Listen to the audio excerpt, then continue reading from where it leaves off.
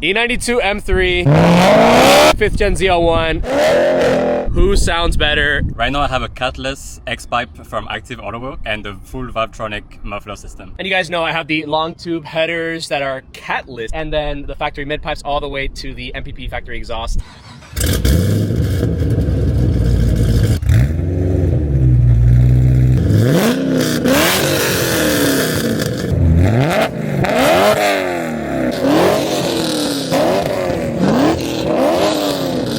Flyby time, baby!